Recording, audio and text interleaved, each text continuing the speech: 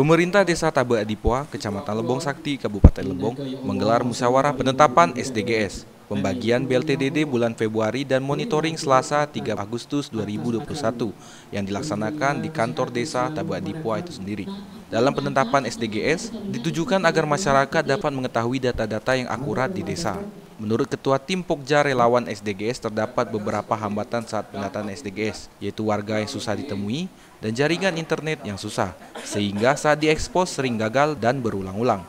Ditegaskan juga dalam penyampaian Tim Pokja Relawan bahwa Desa Tabak Dipoa belum adanya fasilitas umum seperti sekolah-sekolah, baik TK, SD, SMP, dan juga Puskesmas, karena selama ini masih bergabung dengan desa tetangga. Sedangkan untuk penyaluran BLTDD bulan Februari sendiri, terdapat 26 KPM, yang mana penyerahan ini dilakukan secara simbolis guna menghindari kerumunan.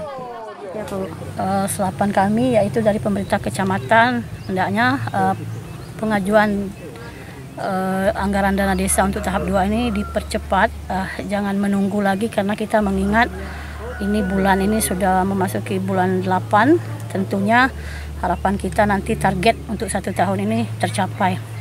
Untuk acara kita hari ini yaitu musyawarah penetapan hasil pendataan SDGs Desa Tabak Dipoa, yaitu meliputi penjelasan tentang hasil dari SDGs tersebut. Nah, yang kedua itu tadi ada pembagian BLT secara simbolis, yang mana KPM yang menerima itu ada 26 orang. Dari lokasi, Widya Susanti, Lebong TV, melapor.